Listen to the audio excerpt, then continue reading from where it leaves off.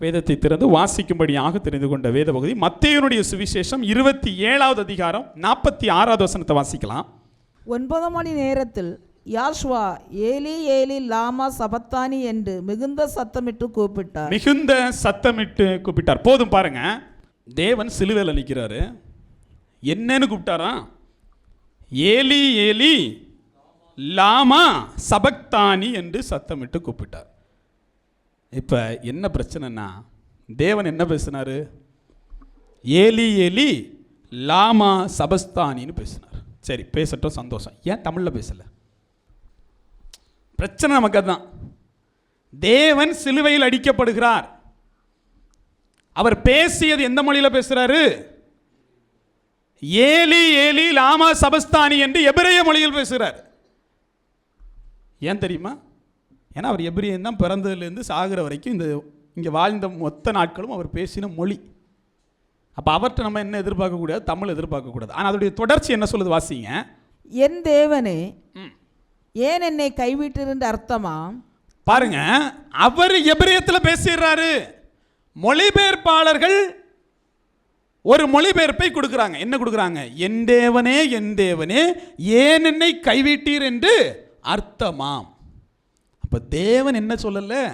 என் தேவனே ஏன் என்னை கைவிட்டீர்னு சொல்லலை. அவர் தமிழில் பேசல. அவர் பேசுனது என்னதான்? ஏலி ஏலி லாமா சபஸ்தானி, முடிஞ்சு. இப்போ இங்கே என்ன சிக்கல்னா, ஏலி ஏலி லாமா சமஸ்தானிக்கு வெறுமனே தமிழை மட்டும் தெரிந்து ஒருவரால் போதித்தர முடியுமா? முடியாது. அப்போ இங்கே என்ன தேவைப்படுது? அவர் எபிரேயத்தில் பேசினார்னா இங்கே அர்த்தம் தரலன்னு வைங்களேன். மொழிபெயர்ப்பாளர்கள் இந்த இடத்துல அர்த்தத்தை தரல. என்ன பண்ணியிருப்பீங்க? சும்மா வாசிட்டு போயிருப்பீங்க. தேவன் ஏலி ஏலி லாமா சமஸ்தானி என்று சொன்னார், அவ்வளோதான். நல்ல கால மொழிபெயர்ப்பாளர் அதுக்குள்ள அர்த்தத்தை சொல்லிட்டார். அப்போ இங்கே என்னென்னா, மொழிபெயர்ப்பாளர்களை நாடக்கூடிய நீங்கள் இந்த வேதத்தை பிரசங்கிக்கிறவர்களுக்கு என்ன அறிவு தேவைப்படுது? விசுவாசிகளுக்கு தேவைப்படுது நான் சொல்ல, போதிப்பவர்களுக்கு இதனுடைய மூலம் எபிரேயம் என்பதால் தேவன் பேசுறது தெரிஞ்சுன்னா கொஞ்சமாவது எபிரேயம் தெரியும், கொஞ்சமாவது எபிரேயம் தெரியும். சரி, அதை விட்டுருவான். வேதம் தெரியும், நான் பிரசங்கிக்க போறேன், பிரசங்கிங்க, சந்தோஷம். இப்போ தேவன் சொன்னதுக்கு வருவோம். தேவன் இந்த வார்த்தையை எபிரேயத்தில் சொன்னார். அவர் வாழும் காலமெல்லாம் பேசின மொழி என்னவாக இருந்தது? எபிரேயமாக இருந்தது. எபிரேயம் பேசிய தேவனுக்கு யாஷ்வா என்று பெயர் இருந்தது. எப்படி அவர் பேசிய வார்த்தைகளை தமிழில் மொழிபெயர்த்தோமோ அதுபோல் அவருடைய பெயரையும் தமிழில் மொழிபெயர்த்தோம், இயேசு என்று. இது பிள்ளையான்னு கேட்டால் பிள்ளை தான். புரிதலுக்காக மாற்றணும், எல்லாத்தையும் மாற்ற, பேரையா மாற்றணும், அதான் கேள்வி. சரி, அப்படி இருந்தும் இயேசுவை சொல்லிட்டு போ. ஆனால் இயேசுவின் உண்மையான பெயர்ங்கிற கேள்விக்கு என்ன பதில் சொல்லுவா? வாயை திறந்து யாஷ்வான்னு சொல்லி பழகு. அல்லேலூயா. நான் இயேசுவை சொல்லி பழகிட்டேன், சந்தோஷம், இயேசுனே சொல்லு. ஆனால் இயேசுனுடைய உண்மையான பெயர் என்கிற கேள்விக்கு இயேசுன்னு சொன்னால் அது தவறான பதில். அதை யாஷ்வான்னு சொல்லி தான் ஆகணும். அல்லேலூயா. இப்போ தேவ சமூகத்தில் இவர் எபிரேயத்தில் பேசுகிறார். இவர் எபிரேயத்தில் தான் பேசினாரா? நிறைய பேருக்கு சிக்கல் இருக்கு இல்லையா? நிறைய பேருக்கு இன்னும் அந்த சிக்கல் இருக்கு. எபிரேயத்தில் தான் பேசினாரா, இல்லை ஒருவேளை தெலுங்கு கன்னடம் ஏதாவது பேசியிருப்பாரா? அப்படி இருக்கும்போது தான் நம்ம எங்கே போக வேண்டியது இருக்குது? சங்கீதங்களை வாசிங்க பார்ப்போம். சங்கீதம் 22:1 வாசிங்க. என் தேவனே என் தேவனே என் தேவனே என் தேவனே ஏன் என்னை கைவிட்டீர், ஏன் என்னை கைவிட்டீர். போதும் பாருங்க, அந்த வசனத்துக்கு மேலே வாசிங்க. அது யார் எழுதுனா இதுன்னு பாருங்க. அகிலேத் ஷாகர் என்னும் ராகத்திலே பாடி ராகத்தலைவனுக்கு ஒப்புவிக்கப்பட்ட தாவீதின் சங்கீதம். தாவீதின் சங்கீதம். சங்கீதம் 22:1 தாவீதின் சங்கீதம்னு எழுதப்பட்டிருக்கு. தாவீது எந்த நாட்டுக்காரன்?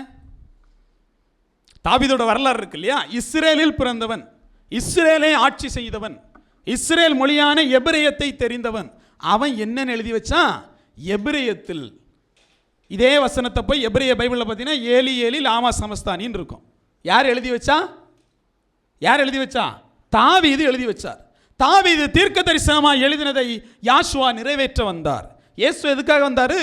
தீர்க்க தரிசனங்களை அழிப்பதற்காக அல்ல, அதை நிறைவேற்றுவதற்காக வந்தார். அப்போ அதே வார்த்தையை அவர் எங்கே சொல்ல வேண்டியது இருந்துச்சு? சிலுவையில் சொல்லி இந்த தீர்க்க தரிசனத்தை நிறைவேற்ற வேண்டியது இருந்துச்சு. அப்போ இது முழுக்க முழுக்க எந்த மொழி? எபிரேய மொழி.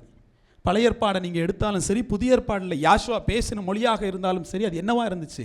எபிரேயமாக இருந்துச்சு. இதெல்லாம் ஒரு பெரிய பாடம்லாம் இல்லை, உங்களுக்கு புரியுதில்ல? இதெல்லாம் வைராக்கியத்தில் பிடிச்சி வச்சிருக்கிறது. இவனுக்கு தெரியுமா இல்லையா? குழந்தைய கூப்பிட்டு, தம்பி இஸ்ரேலில் பிறந்த தேவனை தானே ஆராதிக்கிற, அவர் பேர் யாசுவானா, ஆமாண்ணே யாசுவான்னு சொல்லிட்டு போயிடும். இவன் விட மாட்டான், இவன் உட்காந்து தர்க்கிப்பான். தர்க்கிக்க பைபிள் அறிவு தெரியுமா? தெரியாது. எபிரியன் தெரியுமா? தெரியும். நான் என்ன சிலர்கிட்ட பேசுகிறத தவிர்த்துருவேன். ஏன் தெரியும்? இப்போ ஏலின்னு சொன்னேன். ஏலின்னா நம்ம பிள்ளையை கூப்பிட்டு கேளுங்க, ஏலிக்கு ஸ்பெல்லிங் சொல்லுவான். ஆலேஃபு லேமட்டு யோது சொல்லுவான். அவனுக்கு எபிரியமும் தெரியாது. அவன்கிட்ட போய் என்ன பேச நமக்கு தெரியாது. எபிரிய பைபிளை வாசிக்க தெரிஞ்சவனா தம்பி பைபிளை ஓப்பன் பண்ணி வாசின்னு சொல்லிடலாம். இப்போ நம்ம சண்டே கிளாஸ் பிள்ளையை கூப்பிட்டு டே ஆலேஃபுன்னு எழுதுனா எழுதிடுவான், லேமட்டு எழுதுனா எழுதிடுவான், யோது எழுதுனா எழுதிடுவான், சேர்த்து வாசினா ஏலின்னு வாசித்துருவான். இவனுக்கு சொல்லிக் கொடுக்குறது நமக்கு ஈஸியாக இருக்குது. இன்னொருத்தன் போய் எப்படி சொல்லுவீங்க? இப்போ ஏபிசிடி தெரிஞ்சவனுக்கு ஆப்பிள் எழுதுப்பான்னு சொல்லிக் கொடுக்கலாம். ஏபிபி எல்இ ஆப்பிள் சொல்லிக் கொடுக்கலாம். எனக்கு ஏபிசிடி தெரியாது, ஆனால் ஆப்பிள் ஸ்பெல்லிங் தப்புன்னு சொல்கிறான். அவனுக்கு ஏபிசிடி தெரியாது, ஆனால் ஆப்பிள் ஸ்பெல்லிங் தப்புன்னு சொல்கிறான். அவன்கிட்ட போய் என்னென்னு பேசுறது? அவன்கிட்ட பேசுவதை விட மௌனமாக இருப்பதே நலம். ஏன்? அவனை முதல்ல சேர்க்க வேண்டியது ப்ரீகேஜியில். அவனுக்கு இப்போ 3ஆம் கிளாஸ் பாடம் தேவையில்லை. அவனை முதல்ல ப்ரீகேஜியில் சேர்ப்போம். முதல்ல பைபிள் என்ன சொல்லுதுன்னு கற்றுக் கொடுப்போம். அல்லேலூயா. அப்போ தேவ சமூகத்தில் நீங்கள் ஒன்றை புரிந்து கொள்ள வேண்டும். தாவீது ஏலி ஏலி லாமா சபத்தானி என்று சொல்லி எபிரேயத்தில் எழுதுகிறார். அதை யாசுவா வந்து சிலுவையில் நிறைவேற்றுகிறார். இதுதான் பைபிள். இதுதான் பழைய ஏற்பாடும் புதிய ஏற்பாடும். பழைய ஏற்பாடில் எழுதப்பட்டது புதிய ஏற்பாடில் நிறைவேற்றப்பட வேண்டும். அப்போ தான் இது பைபிள். இப்போ தேவன் நிறைவேற்றிட்டார். நீங்கள் ஒரு விஷயத்தை நீங்கள் புரிஞ்சுக்கணும். மார்க் 7:34 வாசிங்க. வானத்தை அண்ணாந்து பார்த்து பெருமூச்சு விட்டு எப்பத்தா என்றார், அதற்கு திறக்கப்படுவாயாக என்று அர்த்தமாம். இப்போ நம்மளால தான் வராரு. என்ன சொன்னாரா? அவர் எப்பத்தான் தான் சொன்னார். எப்பத்தா என்பது எபிரிய வார்த்தை. அதற்கு என்ன அர்த்தமா? திறக்கப்படுவதாக என்று அர்த்தமா. அவர் பேசிய மொழி என்ன? திறக்கப்படுவதாகவா எப்பத்தாவா? எப்பத்தா. நம்ம கொடுத்த பொருள் என்ன? திறக்கப்படுவதாக. அப்ப யாசுவா பேசிய மொழி எபிரியத்தில் எப்பத்தா. அப்பத்தா என்னால் முடியாடாங்கிற மாதிரி எவ்வளவு வேணும்னு சொல்லுங்க. இப்போ இது யூடியூப்ல என்ன பண்ணுவாங்க? டெலகாஸ்ட் பண்ணுவாங்க. கீழே ஒருத்தர் கமெண்ட் போடுவாப்புல, பிரதர் பட்டன்ஸை பூட்டவும் தாடியை சேவ் செய்யும். அவனுக்கு அவன் பிரச்சனை, செய்தி பிரச்சனை இல்லை. பேசக்கூடியவர் என்ன பண்றாருன்னா நகைச்சுவையாக பேசுகிறார். இது தப்பு. பயபக்தியோடு பேசணும், பயபக்தியோடு பேசணும். சிரிச்சுக்கிட்டு பேசக்கூடாது. தேவனுக்கு சிரிச்சா பிடிக்காது. இந்த ஒரு ஒரு ஒரு நிகழ்வு மட்டும் சொல்கிறேன். நான் வந்து என்ன பண்ணேன்னா, இந்த பாடல் குழுவை வந்து நம்முடைய அண்ணனுடைய திருமணத்துக்கு அழைச்சேன். அப்படியே சொன்னேன், கல்யாணத்துக்கு வந்துட்டு போயிருங்க. அவன் அடுத்த நிமிஷம் பெண்டிகஸ் கல்யாணம்னா சந்தோஷமாகவே இருக்க மாட்டானுங்களே, ஒப்பாரி வச்ச மாதிரி நடத்துவானுங்களே. உண்மையா அவனுடைய எண்ணம் அப்படி ரெஜிஸ்டர் ஆகிடுச்சு. பெண்டிகஸ்ன்னு 3 மணி நேரம் வச்சு செஞ்சுருவானுங்களே. நான் என்ன பண்ணுறேன், அடுத்த நாள் வரேன். நான் நம்மளாம் திருமணம் பண்ணி வச்சோம் 3/4 மணி நேரம், அவ்வளோதான். அதுக்கு மேலே ஏன்னா இருக்கவன் சாப்பாடு தீர்ந்து போயிருமான்னு கவலை இருக்கும், எப்போ வீட்டுக்கு போகலான்னு கவலை இருக்கும், விட்டா போதணும் பொண்ணுக்கு மாப்பிள்ளைக்கும் இருக்கும். நடுவில் போய் உட்காந்துட்டு எனக்கு பைபிள் தெரியும்னு காமிச்சு என்ன பண்ணுறது? புரியுது இல்லையா? அந்த மாதிரி தான் இது. ரொம்ப ரொம்ப கடினம் இவங்க கூடலாம் சர்வே பண்ணுறது. யாசுவான்னு சொன்ன யாசுவாவை தர்க்கிப்பதில்லை. பேசக்கூடியவருடைய தாடி 1 இன்ச்சு கூட இருக்கு, ட்ரிம் பண்ணிட்டு பேசு. மேல் பட்டன்ஸை போட்டுட்டு பேசு, பவுடர் போட்டுட்டு பேசு. இல்லை வருது, கமெண்ட் வருதுங்க. அதுக்காக சொல்கிறேன். அப்போ தேவ சமூகத்தில் ஒன்று ரொம்ப முக்கியமானது, வேதத்தின் பக்கம் யார் நிற்கிறான்னு தான் பார்க்குறாரு. மோசைக்கு நல்ல நாக்கு இல்லை. மோசைக்கு என்ன இல்லை? நல்ல நாக்கு இல்லை. திக்கு நான் உள்ள மோசையை எடுத்து என்ன பண்ணார்? என் தேவன் உபயோகப்படுத்தினார். அல்லேலூயா. நீ எதிர்பார்க்கிற தகுதியெல்லாம் தேவன் தெரிந்தெடுத்தவர்கள் இருக்காது. ஆனால் என் தேவன் தகுதிப்படுத்தினால் அதுதான் தேவ மனுஷன். இப்போ என் தேவன் எப்பத்தா என்று சொல்லிட்டார். மார்க் 5:41 வாசிக்கலாம். பிள்ளையின் கையை பிடித்து தலித்தாகுமி என்றார். ரைட், தலித்தாகுமி என்றார். அதுக்கு என்ன அர்த்தமா? சிறு பெண்ணை எழுந்திரு என்று உனக்கு சொல்லுகிறேன் என்று அர்த்தமா? அவர் என்ன சொன்னார்? சிறு பிள்ளை எழுந்துருன்னு சொன்னாரா? இல்லை. இப்போ நம்ம என்ன புரிஞ்சுக்கணும்? முதல்ல நம்ம மைண்டுக்கு என்ன தேவைன்னா, என் தேவன் தமிழில் பேசலை. காரணம், அவர் தமிழ்நாட்டில் பிறக்கலை. அவர் எங்கே பிறக்கலை? தமிழ்நாட்டில் பிறக்கலை. நான் தமிழ்நாட்டில் பிறந்தேங்கிறதுக்காக என் தேவன் தமிழில் தான் பேசினார்னு தர்க்கிக்கக்கூடாது. அல்லேலூயா. என் தேவனை முழுமையாக ஏற்றுக்கொள்ளணும். அவர் பேசினது எபிரியர்னா எபிரியனாக அவர் ஏற்றுக்கொள்ளணும். அவர் பிறந்தது இஸ்ரேல் நாடுனா இஸ்ரேலராக அவர் ஏற்றுக்கொள்ளணும். அவரை தமிழ்நாட்டுக்காரனாக, தமிழனாக, அல்லது நான் தமிழில் பேர் வச்சு தான் அவரை கூப்பிடுவேன், தமிழில் பேர் வச்சு தான் அவரை ஏற்றுக்கொள்வேன். அவர் உங்களுக்காக மாறுவாரா? நாம் அவருக்காக மாற வேண்டும். அதுதான் வேதம். அல்லேலூயா. ஒவ்வொரு இடத்துலையும் ஒவ்வொரு வசனங்கள்லையும் நீங்கள் பார்த்தீங்கன்னா எபிரிய சொற்கள் இருக்கும், அதற்கான மொழிபெயர்ப்புகள் இருக்கும். எபிரிய சொற்கள் இருக்கும், அதற்கான மொழிபெயர்ப்புகள் இருக்கும். உதாரணத்திற்கு இயேசுவை காட்டி கொடுத்தது யாருங்க? யூதாஸ் இஸ்காரியோத்து இல்லையா? வாசித்துலாமா? அந்த வசனம் எடுங்க பார்ப்போம். லூக்கா 22:3 வாசிங்க. அப்பொழுது 12 ஒருவனாகிய இஸ்காரியோத் என்னும் மறுபேர் கொண்ட யூதாசுக்குள் சாத்தான் புகுந்தான். இப்போ எல்லாம் புரிஞ்சுவாங்க. ஒரு மனுஷன் இருந்திருக்கான், அவனுக்கு பேர் என்னவா இருந்துச்சு? யூதாஸ் இஸ்காரியத்து. அவனுக்குள் யார் புகுந்ததான்? சாத்தான் புகுந்தான். இப்படி தான் எல்லாரும் சொல்லுவீங்க, அப்படி தானே? இஸ்காரியத்துனா என்ன தெரியுமா? அது தெரியணும். அப்போ நான் ஏன் சொல்கிறேன்னா, ஒரு ஒரு ஒரு ஒன்றுமே வேதத்தை நேசிக்காதவர் இதெல்லாம் நெருங்க மாட்டார். இப்போ நம்ம ஏன் இதெல்லாம் பேசுகிறோம் தெரியுமா? நமக்கு பணம் இங்கே முக்கியம் இல்லை. என்ன முக்கியம்? பரலோகம் முக்கியம். அப்போ எல்லாத்தையும் தூக்கி போட்டு உண்மையின் பக்கம் நிற்போன்னு நிற்கிறோம். மாஸ்க் போட்டு தான் நிற்கணும்னு சொல்கிற இடத்துல இல்லை எனக்கு மாஸ்க் தேவையில்லை, பைபிள் என்ன சொல்லுது அதுபடி நிற்கிறோன்னு சொல்கிறோம். இந்த மாஸ்க் போட்டால் தான் காசு வரும். அட போடா, காசு எனக்கு தேவையில்லை. உங்களுக்கு புரியுது இல்லையா? அப்போ நான் என்ன பண்ணுறேன்? வேதத்தின் பக்கம் நெருங்குறேன்.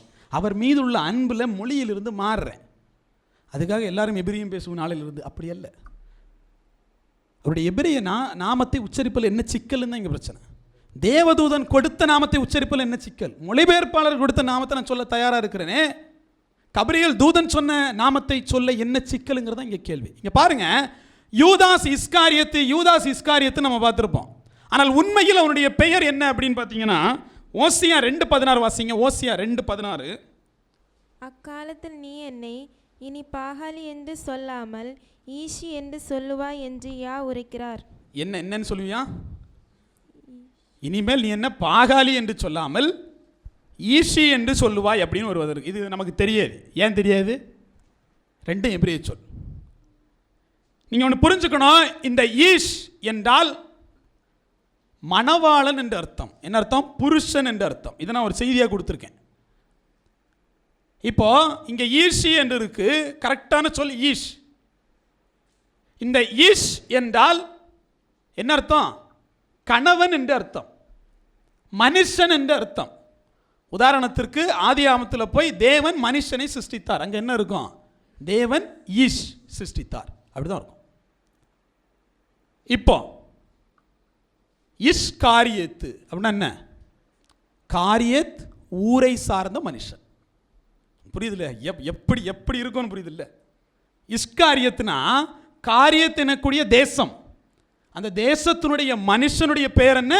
யூதாஸ். இதை போய் யார்கிட்ட பேச முடியுமா? தர்க்கிக்க முடியுமா? ஏன்னா அவனுக்கு தெரிஞ்ச யூதாஸ் இஸ்காரியத்து.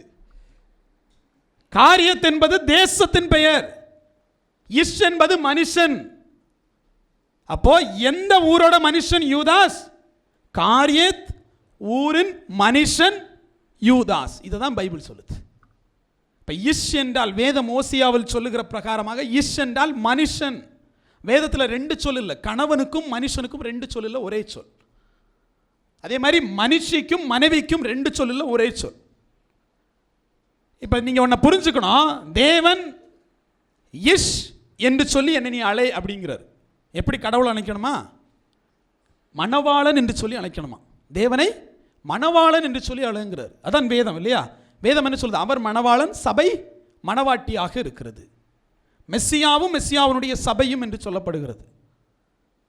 அவர் தலையாகவும் இந்த சபை அவருக்கு சரீரமாகவும் இருக்கிறது. அவர் மணவாளனாகவும் சபை அவருக்கு மணவாட்டியாகவும் இருக்கிறது. இதுதான் வேதத்தினுடைய வெளிப்பாடு. இப்போ தேவ சமூகத்தில் நீங்கள் ஒன்றை புரிஞ்சுக்கணும். வேதம் எதை சொன்னாலும் அதற்கு ஒரு அர்த்தம் இருக்கிறது. அதை நேசிக்கிறவர் தான் அது பக்கமாக என்ன பண்ண முடியும்? நெருங்க முடியும். நான் சொன்ன மாதிரி இஸ்காரியத் என்றால் இஷ் என்றால் மனுஷன் என்று அர்த்தம். காரியத் ஊரை சேர்ந்த இஷ் என்கிற மனுஷன் தான் யூதாஸ் என்பது அர்த்தம். சரி, இப்போ செய்திக்கு வந்துடுவோம். யூதாஸ் இஸ்காரியத்து அவன் ஒரு மனுஷன். ஆனால் என் தேவன் யாரை சிருஷ்டித்தார்? மனுஷனை சிருஷ்டித்தார். நீங்களும் நானும் யாரு தான்? மனுஷனும் மனுஷியும் தான். இந்த இஷ் என்கிற ஒவ்வொருவரையும் தேவன் என்ன பண்ணாரு? படைத்திருக்கிறார். மனுஷனை படைத்திருக்கிறார். மனுஷனை படைச்ச உடனேயே ஆதியாகமம் 2:23 வாசிருங்க. அப்பொழுது ஆதாம், இவள் என் எலும்பில் எலும்பும் என் மாம்சத்தில் மாம்சவுமாய் இருக்கிறாள். இவள் மனுஷனில் எடுக்கப்பட்டபடியினால் மனுஷி எனப்படுவாள் என்றான். மனுஷி இஷ்ஷாவ், இவன் இஷ், இவன் இஷ்ஷாவ். நான் எபிரிய பதங்களை பேசிட்டு இருக்கேன். இவன் இஷ்ஷாவ், மனுஷன் மனுஷி, 2 பேர் வந்தாச்சு. தேவனுடைய நோக்கம் என்ன? மனுஷனையும் மனுஷியும் சிருஷ்டித்ததன் நோக்கம் என்ன சொல்லுங்க? ஆவி அவரிடத்தில் பூரணமாக இருந்ததே, பின்ன ஏன் ஒருவனை படைத்தார்? தேவ பக்தி உள்ள சந்ததியை பெறும்படி தானே. ஆவி அவர்கிட்ட நிறைய இருக்கு, எத்தனையோ பேரை படைச்சிட்டு போயிருக்கலாம். அவர் ஆதாம தான் படைச்சார். ஏன்னா அவருக்கு தேவையானது ஒன்று என்னது? தேவ பக்தி உள்ள ஜனம். நம்மெல்லாம் எங்கே போக போகிறோம்? பரலோகம் போக போகிறோம். அப்படி தானே? அப்படி தான் கற்பிக்கிறாங்க. பரலோகம் போக போகிறோம். எல்லா மதங்களும் பரலோகம் போக ஆசைப்படுது. என் தேவன் சொல்லுகிறார், உம்முடைய சித்தம் பரமண்டலத்தில் செய்யப்படுவது போல் பூமியிலும் செய்யப்படுவதாக. நம்ம எல்லாம் எங்கே போக ஆசைப்படுறோம்? வருவார், கூட்டிகிட்டு போயிடுவார், ஓடிடுவோம் அப்படின்னு நினச்சிக்கிட்டு இருக்கோம். அப்படியே பாதியில் வந்து இங்கேருந்து கிளம்பி போயிடுவோம். கிளம்பி போகிறது 2வது தம்பி. முதல்ல என் தேவன் சொன்னது என்னென்னா, அவருடைய சித்தத்தை இங்கே நடப்பிப்பதற்கு தான் உங்களே என்ன பண்ணார்? உண்டாக்குனார். அவருடைய உண்டாக்குதல் முதல்ல எடுத்த உடனே ஆதாம சிருஷ்டித்தாரா, ஏதாவது ஸ்தாபனத்தை சிருஷ்டித்தாரா? அசம்பிளி ஆஃப் காட் சர்ச் வாங்க சிருஷ்டிப்பு போங்க அப்படி சொன்னாரா? சால்வேஷன் ஆர்மி வாங்க சிருஷ்டிப்பு போங்க அப்படி சொன்னாரா? இல்லை. 2 பேரை உண்டாக்கி விட்டு அவர் எதிர்பார்த்தது தேவபக்தி உள்ள சந்ததியை. இப்போ இங்கே இருக்கக்கூடிய ஒவ்வொரு மனுஷன் மனுஷியினூடாக என் தேவன் எதை எதிர்பார்க்கிறார்? தேவ பக்தியை எதிர்பார்க்கிறார். ஒரு குடும்பத்தினூடாக அவர் எதிர்பார்க்கிறார், ஒரு சபையினூடாக எதிர்பார்க்கல, ஒரு குடும்பத்தினூடாக எதிர்பார்க்கிறார். சபை தெளிவாக இருக்குன்னு வைங்களேன், நீங்கள் சரியில்லைன்னா பரலோகம் பெற முடியுமா? அப்போ இங்கே மாற்றம் எங்கே வரணும்? குடும்பத்தில் வரணும். ஒரு குடும்பம் என்பது தான் அவருடைய சித்தத்தை செய்யக்கூடியவர்களாக இருக்க வேண்டும். உதாரணத்துக்கு பார்த்தீங்கன்னா, ஆதாம் ஏவாள் எல்லாருக்கும் தெரியும். திருப்பி திருப்பி அந்த கதை பேச வேணான்னு நினைக்கிறேன். ஆதாமும் ஏவாளும் பொண்டாட்டி என்ன பண்ணா? முடிவு பண்ணிட்டா தனி கொடுத்தனம் போயிடலான்ட்டு. புரியுது இல்லையா கதை? பொண்டாட்டி என்ன முடிவு பண்ணா தெரியுமா? தனி கொடுத்தனம் போயிடலான்னு முடிவு பண்ணா. அப்போ தனி கொடுத்தனம் போனோன்னா முதல் வேலை என்ன தெரியுமா? அப்படியே இந்த புருஷன் கையை விட்டுக்கிட்டு அந்த பக்கமாக போனோம். அங்கே 4 சர்ப்பம் இருக்கும். கெட்டி கொடுத்தது யாருக்கு? ஆதாமுக்கு. நீ எங்கே இருக்கணும்? ஆதாம் கையை பிடிச்சிக்கிட்டு இருக்கணும். நீ போனது எங்கே? நன்மை தீமை அறியத்தக்க விருட்சத்தின் கனியை தேடி ஓடுற. அங்கே சர்ப்பம் இருக்கு. அது சொல்லுது, நீ என்ன தவப்பம் பக்கத்தில் இருக்குது? ஒன்னையே தவப்பம் ஆக்குறேன் வா. உனக்கு புரியுது இல்லை? நீ என்ன தேவன் பக்கம் இருக்கிறது? ஒன்னையே தேவன் ஆக்குறேன் வா. முடிவு என்ன தெரியுமா? நீ என்ன வேணாலும் ஆசைப்படு. ஏவாள் பயங்கரமான ஆசைப்பட்டா. என்ன பண்ணா? நாம் தேவர்களை போல் ஆவோம்ட்டு. முடிவு என்ன தெரியுமா? அப்பா வந்தார், வெளியே போங்கடான்னு துரத்தி விட்டார். ஏதேன் தோட்டத்தை விட்டு வெளியே போங்கடான்ட்டார். சொன்னாரா இல்லையா? ஏன் சொன்னார்? தகப்பனுக்கு கீழ்ப்படிந்து கணவனும் மனைவியும் இருந்திருந்தா எங்கே இருந்திருக்கலாம்? வீட்டுக்குள்ளே இருந்திருக்கலாம். ஆதாம் ரொம்ப பாவங்க. அவர் பாட்டுக்கு வராரு. அவன் சொல்கிறான், ஸ்திரீ என்னை வஞ்சித்தாள். தம்பி கல்யாணம் ஆயிடுச்சு, வெளியே போ, அவ்வளோதான். ஏன்? உனக்கு ஏற்ற துணையை கொடுத்தது அவ விருப்பப்படி ஆட இல்லை, உன் விருப்பப்படி வச்சுக்க. கரெக்டாக இல்லையா? இது ஆபிரகாமோட இடத்துல எடுங்க பார்ப்போம். தகப்பன் இருந்தார், வாக்குத்தத்தம் இருந்துச்சா இல்லையா? இருந்துச்சு. அப்படியே சாராள் பக்கத்தில் இருக்காப்புல. சாராள் எங்கே இருந்தார்? பக்கத்தில் இருந்தாப்புல. ஆனால் ஆபிரகாம் என்ன பண்ணல? தகுதி உடையவன் ஆகலை. சாராள் இப்போ ஐடியா கொடுக்குறா. சாராள் தன்னுடைய சுய ஐடியாவை கொடுக்குறா. என்ன கொடுக்குறா? நீங்கள் பேசாமல் அந்த பொண்ணோடு அப்படி போயிட்டு வந்துருங்களேன். உண்மை பைபிள் அப்படி தான் சொல்லுது இல்லையா? எனக்கு கற்பம் செத்து போச்சு, நீங்கள் பேசாமல் அந்த பொண்ணை மூலமாக உங்களுக்கு ஒரு கற்பத்தின் கனி கிடைக்கலாம். இப்போவும் ஆபிரகாமுக்கு ஏன் ஆசீர்வாதம் கிடைக்காம போச்சு? ஆம்பளை, நீ குடும்பத்துக்கு தலைவன், நீ தேவன் சொன்னதை கேட்டால் தான் குடும்பம் தேவன் சொல்கிறதை கேட்கும். அல்லேலூயா. ஏன்னா வேதம் சொல்லுகிறது, மனைவியானவள் பலவீன பாண்டம் என்று சொல்லி. இப்போ ஒரு வண்டி ஓடிட்டுருக்கு, புருஷன் இந்த பக்கமாக திருப்புறான், பொண்டாட்டி அந்த பக்கமாக திருப்புறான். என்ன நடக்கும்? ஒட்டுமொத்தமாக ஆம்புலன்ஸ் திருப்போம் ஹாஸ்பிட்டலுக்குள்ளாடி. அப்படி தானே? 2 பேரும் தூக்கிட்டு போக வேண்டியதுதான். அப்போ ஆளாளுக்கு ஓட்டப்படாது. குடும்பத்தை குடும்ப தலைவர் ஓட்டணும். பின்னாடி வேணால் ஆலோசனை சொல்லலாம். அப்படியே சென்னைக்கு போகிறீங்க, அப்படியே ஊட்டி போய் போங்கன்னு கூட சொல்லலாம். ஆனால் அவர் தானே ஓட்டணும். இது ஆளாளுக்கு ஓட்டுறது. பிடிச்சி ஸ்டியரிங் அங்கிட்டு திருப்பு இங்கிட்டு திருப்புனா முடிஞ்சு. குடும்பம் பார்த்தீங்கன்னா செதறி போயிடுது.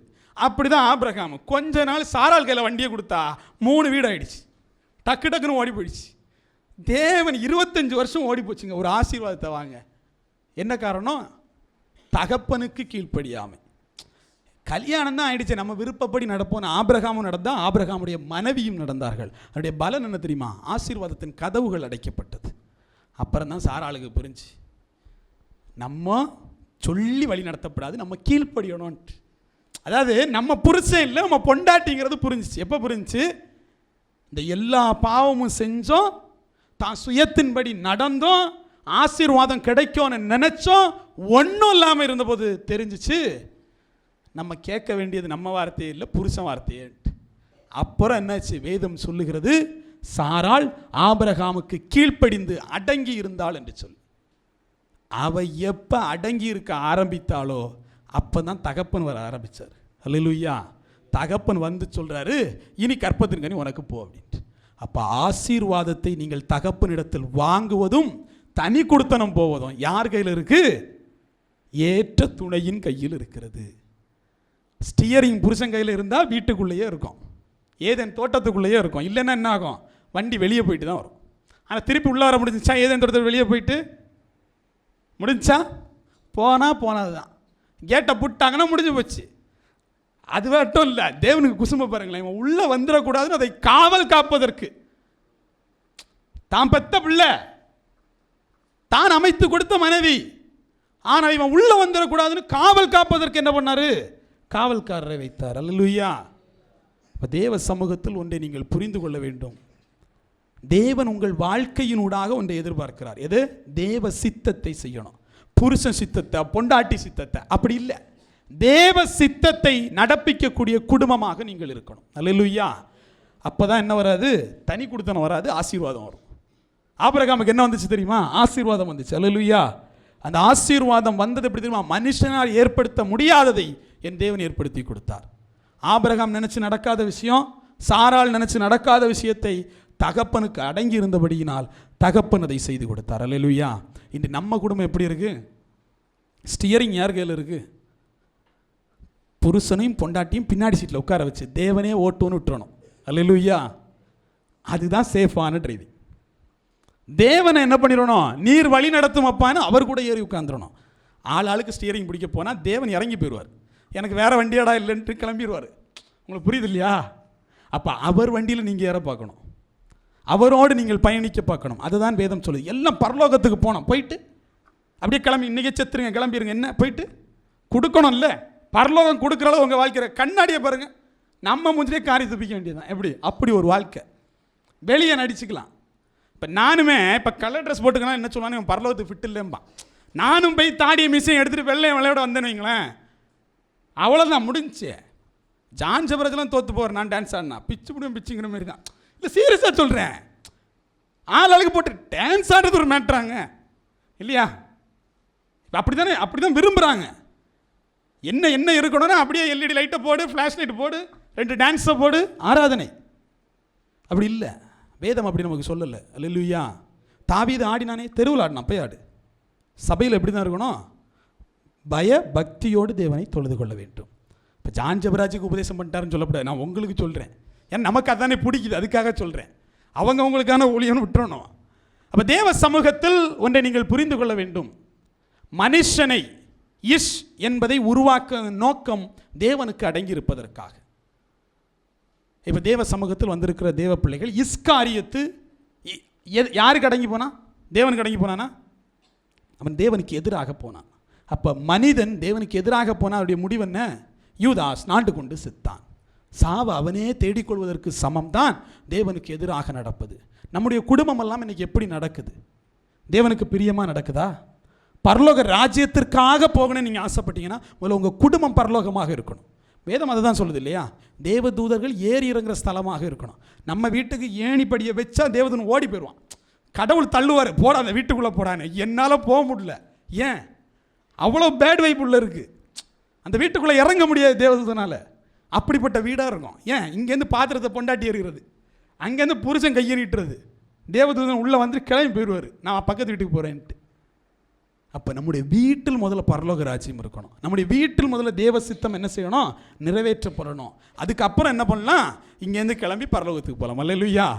அப்போ முதலாவது குடும்பத்தை சரி பண்ண வேண்டிய வேலையாக இருக்குது. நம்முடைய குடும்பத்தில் இருக்கக்கூடிய பிரச்சனைகள் போராட்டங்களை தவிர்த்து விட்டு தேவ சித்தம் நிறைவேற்றக்கூடிய குடும்பமாக நம்ம சிந்திச்சு பார்க்கணும். அல்லேலூயா. வாசிக்கலாம். 1 பேதுருடைய புஸ்தகம் 3வது அதிகாரம் 5-6 ஆகிய வசனங்கள். இப்படியே பூர்வத்தில் தேவனிடத்தில் நம்பிக்கையாய் இருந்த பரிசுத்த ஸ்திரீகளும் தங்களுடைய புருஷருக்கு கீழ்ப்படிந்து தங்களை அலங்கரித்தார்கள். அந்தபடியே சாராள் ஆபிரகாமை ஆண்டவன் என்று சொல்லி அவனுக்கு கீழ்ப்படிந்திருந்தாள். நீங்கள் நன்மை செய்து ஒரு ஆபத்துக்கும் பயப்படாதிருந்தீர்களானால் அவளுக்கு பிள்ளைகளாக இருப்பீர்கள். பாருங்க, இந்த இடத்துல நீங்க ஒன்று புரிஞ்சுக்கணும். யாருக்கு நீங்க பிள்ளைங்களா இருப்பீங்க? சாராளுக்கு பிள்ளைகளாக இருப்பீர்கள். எப்போ?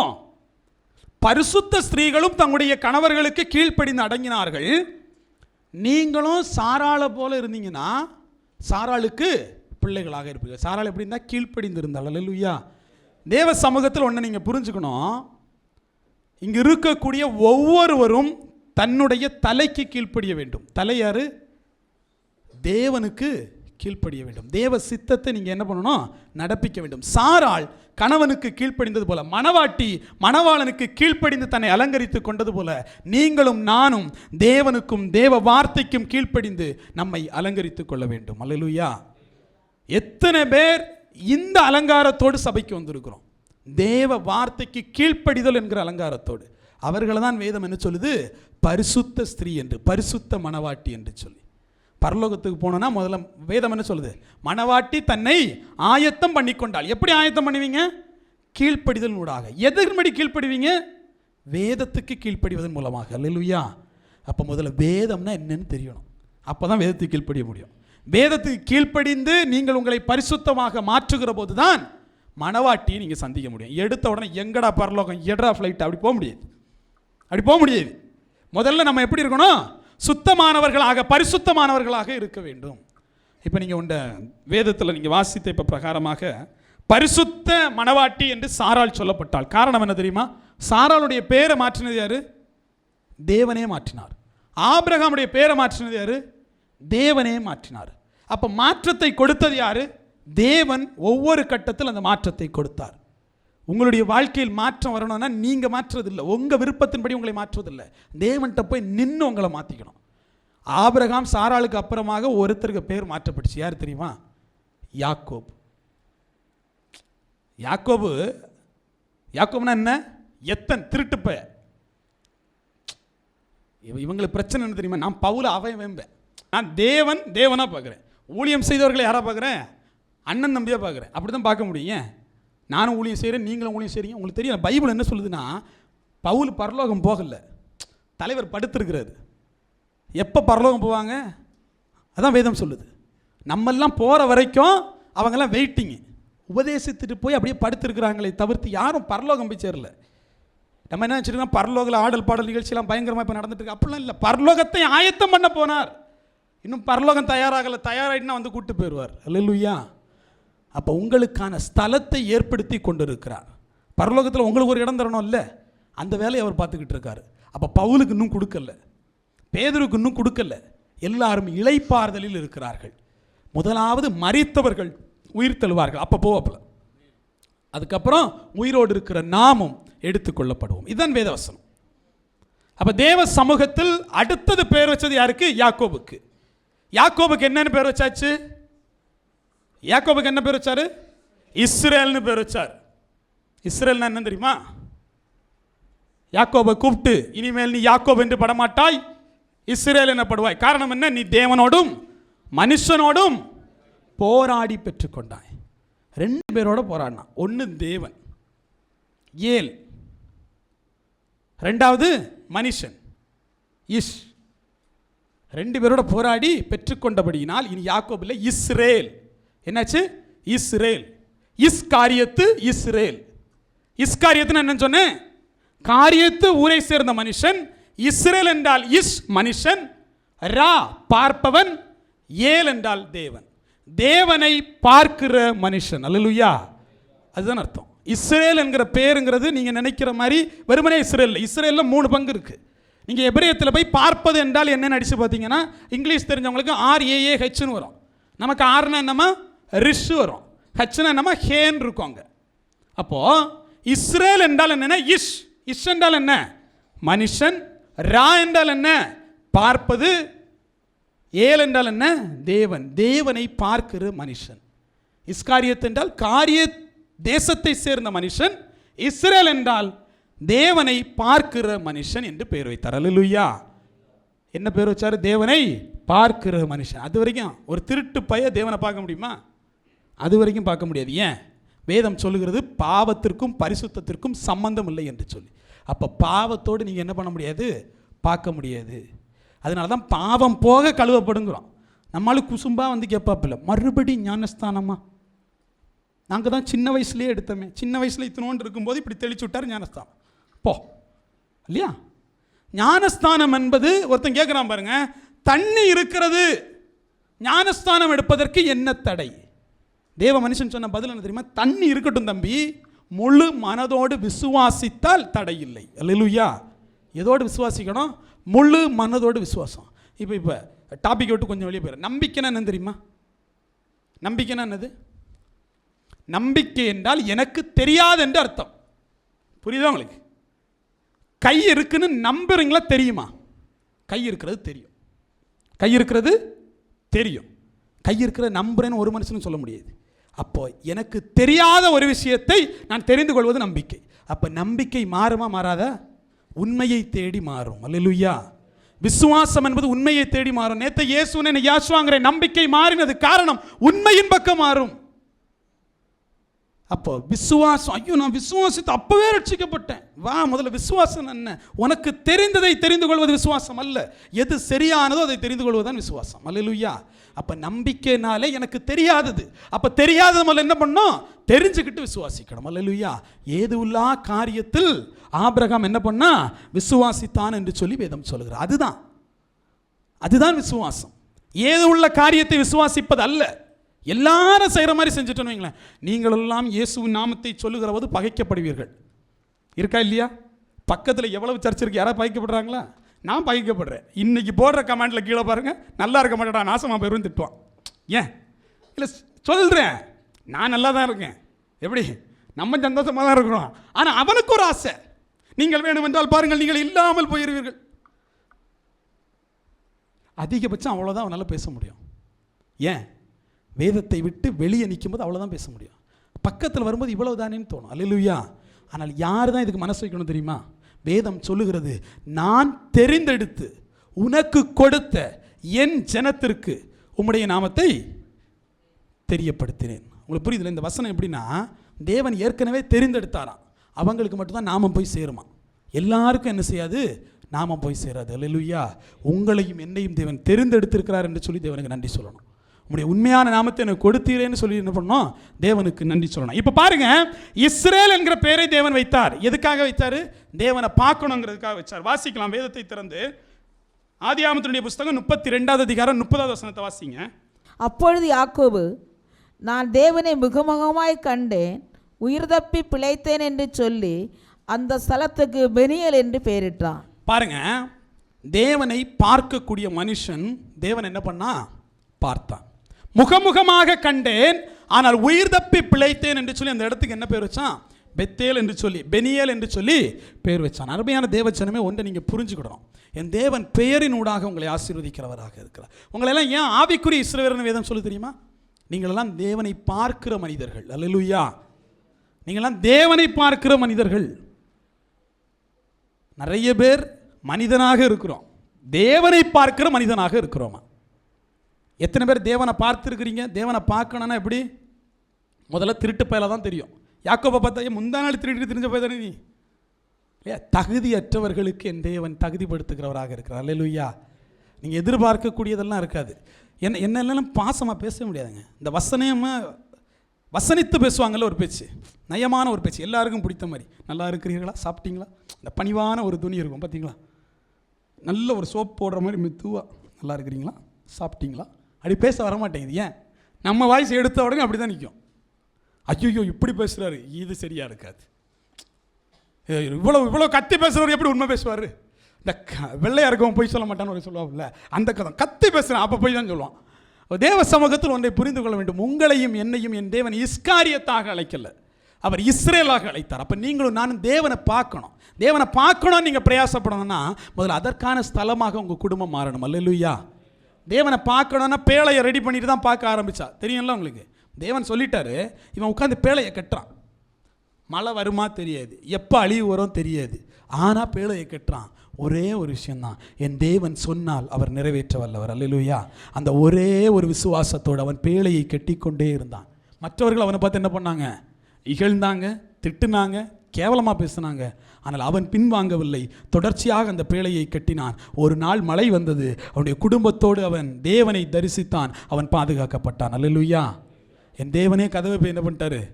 பூட்டி விட்டார். சந்தோஷமா இருறா, பாதுகாப்பாக இருறான்ட்டு. அல்லேலூயா. அருமையான தேவச்சனமே, உங்களுடைய குடும்பத்தை என் தேவன் பாதுகாக்க விரும்புகிறார். குடும்பத்தில் பரலோக சித்தம் நிறைவேற வேண்டும் என்று சொல்லி விரும்புகிறார்.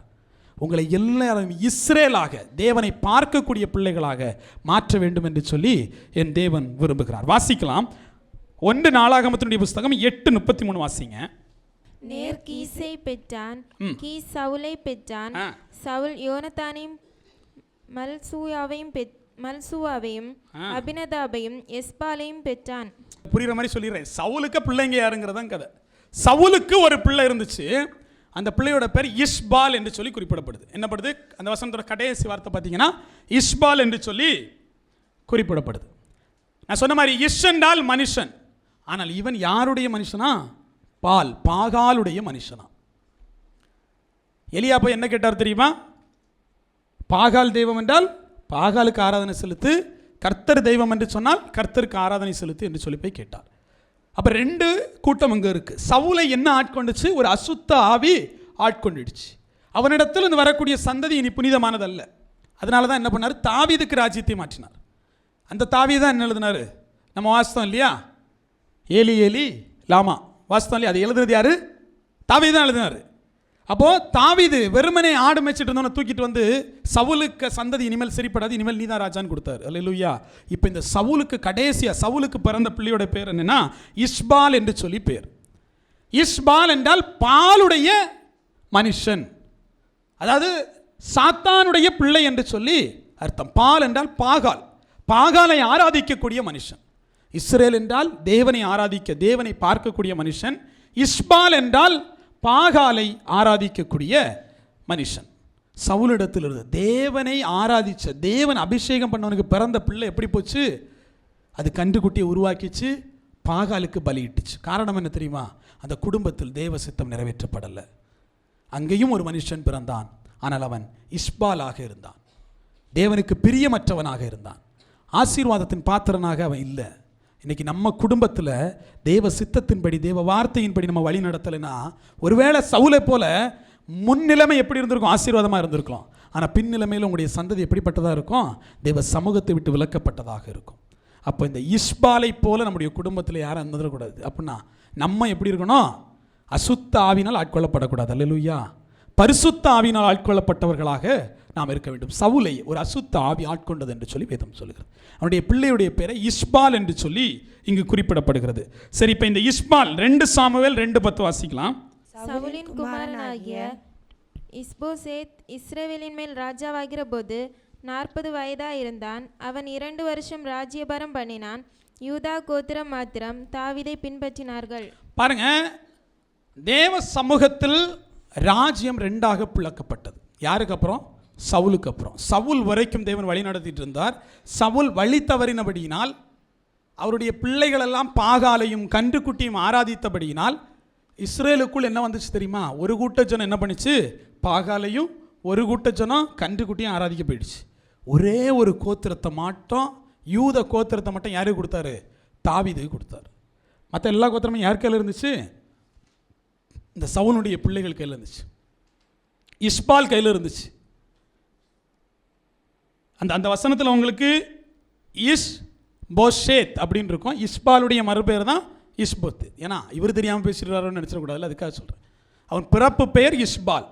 அதுக்கப்புறம் அவனை குறிப்பிட்ட இடத்துல எல்லாம் இஷ்பேத்துன்னு சொல்லி குறிப்பிடப்படுது. பாருங்கள், இந்த இடத்துல இந்த மனுஷன் ராஜ்யம் பண்ண எல்லா இடத்துலையும் பாகாலுடைய வழிபாடுகள் வந்துச்சு. தேவன் வெளியே போக ஆரம்பித்தார். ஆனால் தேவன் எப்போவுமே தனக்கென்று ஒரு ஜனத்தை வைத்திருப்பார். அல்லேலூயா. அதுவரைக்கும் இஸ்ரேல் என்றால் தேவனை பார்க்கக்கூடியவர்கள். ஆனால் வழிகாட்டி மாற்றப்பட்டான். அவன் பாகால் பக்கம் போனான், அவன் கன்றுக்குட்டி பக்கம் போனான். அதே மாதிரி தான் இன்றைக்கி என்ன நடந்துச்சு தெரியுமா? ஒரு காலகட்டம் வரைக்கும் இஸ்ரேல் என்னென்னு ஆராதிச்சிருப்பாங்க? யாஷுவான்னு ஆராதிச்சிருப்பாங்க. காலங்கள் மாறியது, மொழிபெயர்ப்பாளர் அலுவலாக வேறு பேர் வந்துச்சு. ஆனால் தேவன் தெரிந்தெடுத்த தாவீதினூடாக அவர் தன்னுடைய நாமத்தை சொல்லிக்கொண்டே இருப்பார். அல்லேலூயா. ஒரு பெரும் கூட்டம் வெவ்வேறு வழிகளில் போனாலும் சரி, அவருக்கென்று ஒரு கூட்டத்தை என் தேவன் எப்போதும் வைத்திருப்பார். தாவீதினூடாக யூத கோத்திரத்தை தேவன் வைத்திருந்தார். அங்கே என்ன வரல? கண்டுகுட்டி வரல, பாகால் ஆராதனை வரல. அங்கு அந்த ஜனத்தை என் தேவன் தேவனுக்கென்று சொல்லி பாதுகாத்து வைத்திருந்தார். என் தேவன் எதுக்கு? யூதருக்கு சிங்கமாக, யூதருக்கு ராஜாவாக, யூத கோத்திரத்தின் சிங்கமாக தான் என் தேவன் இந்த உலகத்தில் வந்தார். அதான் ஒரு கோத்திரத்தை தேவன் தனக்காக என்ன பண்ணிப்பார்? ஒதுக்கி வைத்திருப்பார். உங்களையும் என்னையும் அவருடைய கோத்திரத்தில் வைத்திருக்கிறார். பாகாலுக்கு வழிபடாத, மனுஷ உபதேசத்தில் போகாத, தேவ உபதேசத்தை சொல்லி பழகு என்று சொல்லுகிறார். அல்லேலூயா. அப்போ நீங்களாம் இஸ்பாலாக இருக்கக்கூடாது, இஸ்ரவேலாக இருக்க வேண்டும். இந்த இஸ்பால் தன்னுடைய கையில் நிறைய ராஜ்யம் இருந்துச்சு இல்லையா? இங்கெல்லாம் என்ன பண்ணான் தெரியுமா? அங்கங்கே கண்டுகுட்டியை வச்சு வழிபட சொன்னான். இறுதி என்னாச்சு தெரியுமா? அவன் தோற்று போய் அவன் இறந்து போனான். மறுபடி ராஜ்யம் தாவீதின் காசு வந்துச்சு. அல்லேலூயா. அதான் வேதம் சொல்லுகிறது. தேவன் இஸ்ரவேலை ஆட்சி செய்வாய் என்று சொல்லி தாவீதுக்கு கொடுத்த வாக்கு தத்தமானது 2 சாமுவேல் 5:2 அதில் நிறைவேற்றப்பட்டது. அல்லேலூயா. மறுபடி ராஜ்யம் தாவீதின் கைக்கு வந்தது. எப்போவுமே தேவ ஜனத்தை என் தேவன் சோதிப்பார். ஆனால் இறுதியாக வாக்கு தத்தத்தை அவர் நிறைவேற்றுகிறவராக இருக்கிறார். இப்போ இங்கே கேள்வி என்னன்னா, நீங்கள் இஷ்ஷாக இருக்கிறீர்கள், இஸ்பாலாக இருக்கிறீர்களா, இஸ்ரவேலாக இருக்கிறீர்களா? தேவனை பார்க்கக்கூடியவர்களாக இருக்கிறீர்களா, இல்லை என்றால் அந்நிய தேவனை ஆராதிக்கக்கூடியவர்களாக இருக்கிறீர்களா என்று சொல்லி என் தேவன் கேட்கிறார். வாசிக்கலாம். யாத்திராகமத்தினுடைய புஸ்தகம் 3:18. அவர்கள் உன் செவி கொடுப்பார்கள். அப்பொழுது நீயும் இஸ்ரவேலின் மூப்பரும் எகிப்தின் ராஜாவினிடத்தில் போய், எபிரேயருடைய தேவனாகிய யா எங்களை சந்தித்தார். இப்பொழுதும் நாங்கள் வனாந்தரத்தில் 3 நாள் பிரயாணம் போய் எங்கள் தேவனாகிய யாவுக்கு பலியிடும்படி எங்களை போகவிட வேண்டும் என்று சொல்லுங்கள். பாருங்க, ஒரு வசனம் உங்களுக்கு சொல்லியிருக்கேன், அதை எல்லாரும் லைன் பண்ணி வச்சுக்கோங்க. என்னது? யாத்திராகமம் 3:18. ஏன் அப்படி சொல்றேன்னா, என் தேவன் தன்னை எப்படி கிளைம் பண்ணிக்கிறாருன்னு நீங்க பார்க்கணும். தன்னை எப்படி கிளைம் பண்ணியிருக்கிறாரு? எபிரேயர்களுடைய தேவன் என்று தன்னை சொல்லுகிறார். எப்படி சொன்னாரு? எபிரேயர்களுடைய தேவன் என்று சொல்லி தன்னை சொல்லுகிறார். தேவன் 2 விதத்தில் தான் தன்னை அடையாளப்படுத்துகிறார். ஒன்று இஸ்ரவேலின் தேவன், இன்னொன்று எபிரேயர்களின் தேவன். ஒன்று தேசத்தினூடாக தன்னை அடையாளப்படுத்துகிறார், நான் இஸ்ரவேலின் தேவன். இன்னொரு மொழியினூடாக தன்னை அடையாளப்படுத்துகிறார், நான் எபிரேயர்களின் தேவன். அப்போ இப்போ கஷ்டம் நமக்கு வரும்.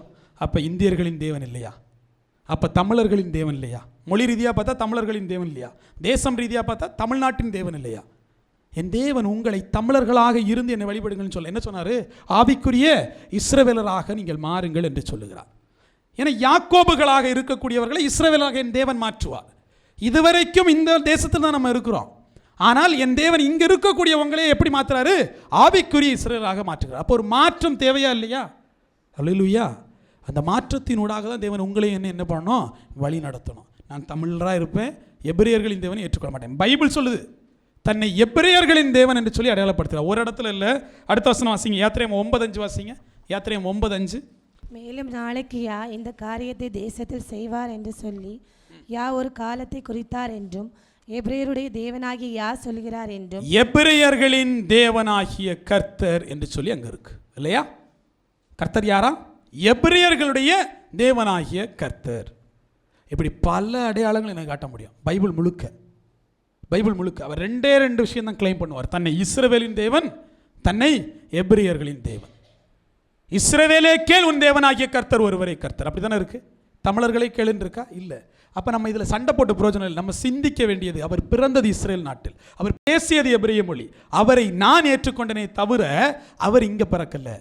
அவருக்கு நான் பேர் வைக்க நான் அவருடைய தகப்பன் இல்லை, அவர் எனக்கு பேர் வைக்கணும். யாக்கோபுக்கு பேர் வச்சது யார்? அவர். இங்கே நம்மளே அவருக்கு பேர் வச்சுக்கிட்டு இருக்கோம். பார்த்தா சிரிப்பாரா இல்லையா? ஆபிரகாமுக்கு பேர் வச்சது அவர், இங்கே நம்ம அவருக்கு பேர் வச்சுக்கிட்டு இருக்கோம். ஈசாக்குக்கு பேர், சாராளுக்கு பேர் வச்சது அவர், இங்கே நம்ம என்ன பண்ணுறோம்? அவருக்கு பேர் வச்சுட்ருக்கோம்.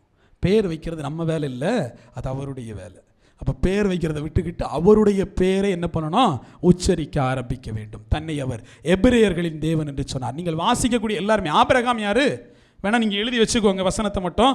ஆதியாகமம் 14:13 சொல்லுகிறது. ஆதியாகமம் 14:13 சொல்லுகிறது ஆபிரகாம் ஒரு எபிரேயன் என்று சொல்லி. ஆதியாகமம் 39:14 சொல்லுகிறது யோசேப்பு ஒரு எபிரேயன் என்று சொல்லி. யாத்திராகமம் 2:6 சொல்லுகிறது மோசே எபிரேயன் என்று சொல்லி. 1 சாமுவேல் 29:3 சொல்லுகிறது தாவீது எபிரேயன் என்று சொல்லி. பிலிப்பு 3:5 சொல்லுகிறது பவுல் எபிரேயன் என்று சொல்லி. உங்களுக்கு புரியுது இல்லையா? இப்படி பட்டியலிட்டே போகலாம்.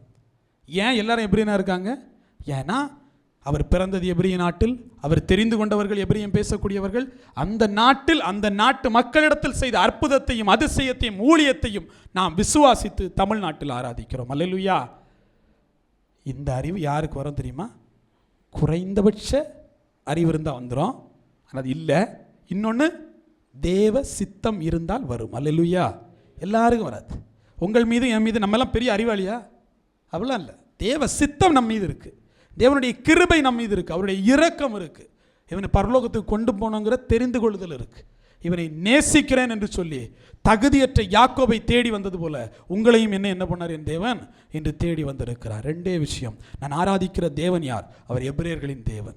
நான் ஆராதிக்கிற தேவன் யார்? அவர் இஸ்ரவேலின் தேவன். நான் இஸ்ரவேலாக மாற்றப்பட வேண்டும். நான் தேவனை பார்ப்பவனாக மாற்றப்பட வேண்டும். நான் இஸ்காரியத்தாக அல்ல, நான் இஸ்பாலாக அல்ல. நான் மாற்றப்பட வேண்டியது இஸ்ரவேலாக. நான் இஸ்ரவேலாக மாறுகிற போது இஸ்ரவேலின் தேவனை ஆராதிப்பேன். இஸ்ரேல்ல வேதம் எழுதுகிற போது அப்படியே சொல்றார், எருசலேம் துவங்கி சகல தேசத்திலும் அவருடைய நாமம் பிரசங்கிக்கப்பட வேண்டும். எங்கேருந்து? எருசலேம் தொடங்கி சகல தேசத்திலும். எருசலேமில் தொடங்கிச்சு யாஷுவான்னு, அப்படியே வரும்போது ஜீசஸ் இயேசுவும் வந்து சேர்ந்திருக்கு. ஆனால் வேதம் அப்படி சொல்ல, எருசலேம் தொடங்கி சகல தேசத்திலும் என்னுடைய நாமம் பிரசங்கிக்கப்பட வேண்டும். அல்லேலூயா. அப்போ எருசலேமில் இருக்கக்கூடிய யாஷுவா நாமம் இங்கே பிரசங்கிக்கப்பட வேண்டும். அதுக்கு ஒரு மோசை தேவைப்படுது.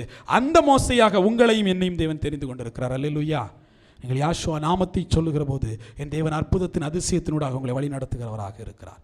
இஸ்ரவேல் ஆக உங்களை மாற்ற முதலாவது யாக்கோபு என்ன பண்ணும்? தன்னை தேவ சமூகத்தில் ஒப்புக் கொடுக்க வேண்டும். யாக்கோபு எதுக்கு பிரயாசப்பட்டான்? ஆசீர்வாதத்துக்கு பிரயாசப்பட்டான். அதனால தான் சொன்னார், நீ தேவனோடும் மனுஷனோடும் போராடி பெற்றுக்கொண்டா என்று சொல்லி. ரெண்டு விதமான போராட்டம் இருக்குது. ஒன்று தேவனோடு போராடணும், ஜபத்தில் போராடணும். இன்னொன்று மனுஷன்கிட்ட போராடணும். தினந்தோறும் நாங்கள் போராடிக்கிட்டே இருக்கோம். 4 பேர் கேள்வி கேட்பான், 4 பேருக்கு பதில் சொல்லணும், 4 பேருக்கு சுவிசேஷம் சொல்லணும், 4 பேருக்கு வேத வசனத்தை ஆதாரத்தை காட்டணும். தேவனோடும் மனுஷனோடும் போராடி பெற்றுக்கொண்டானே, ஆனபடியினால் இவன் இஸ்ரேல். அல்லேலூயா. நீங்களும் நானும் இஸ்ரேலாக மாற்றப்பட வேண்டும் என்று சொன்னால் இஸ்ரேல் தேவனை அறிந்து கொண்டு அவர் சித்தத்தை நடைமுறைப்படுத்தக்கூடிய குடும்பமாக நீங்கள் இருக்க வேண்டும். அல்லேலூயா. எந்த சித்தத்தை? அவர் சித்தத்தை. நம்முடைய குடும்பத்தில் அவர் சித்தம் இருக்கிறதா? கணவன் மனைவி என்பவர்கள் முத்திரி என்று சொல்லி வேதம் சொல்லுகிறது. ஒன்று யாரு? கணவன் மனைவி. இன்னொன்று யாரு? தேவன். தேவனோடு இசைந்திருக்கக்கூடிய குடும்பம் ஒருபோதும் பிரிக்கப்படாது. தேவனோடு இசைந்திருக்கக்கூடிய குடும்பம் ஒருபோதும் வெட்கப்படாது. தேவனோடு இசைந்திருக்கிறவர்களை என் தேவன் பரலோக ராஜ்யத்தில் சேர்க்கிறவராக இருக்கிறார். தேவனோடு இசைந்திருக்கணும்னா முதல்ல தேவன் யாருன்னு தெரியணும். தேவன்கிட்ட போய் எல்லாரும் கேட்டாங்க, உம்முடைய நாமம் என்ன என்று. மோசே கேட்டானா இல்லையா? மோசே கேட்டான், உம்முடைய நாமம் என்ன? யார் அனுப்புனார்னு கேட்பாங்களே, உம்முடைய நாமம் என்ன? அருமையான தேவச்சனமே எல்லோரும் தேவ சமூகத்தில் போய் கேட்டாங்க, உம்முடைய நாமம் என்ன? யாக்கோபு கேட்டார், உம்முடைய நாமம் என்ன? நீங்களும் கேட்கணும், உம்முடைய நாமம் என்ன? அந்த கேள்வி ரொம்ப முக்கியமானது. தேவ மனிதர்கள், ஆசீர்வதிக்கப்பட்ட எல்லா மனிதரும் கேட்ட கேள்வி தேவன்கிட்ட, உம்முடைய நாமம் என்ன? என் தேவன் வெளிப்படுத்தினார். இன்று நீங்கள் கேளுங்கள், என் தேவனுடைய நாமம் என்ன? என் தேவன் வெளிப்படுத்துகிறார், அது யாஷ்வமேஷியா என்கிற நாமம் என்று சொல்லி. அல்லேலூயா.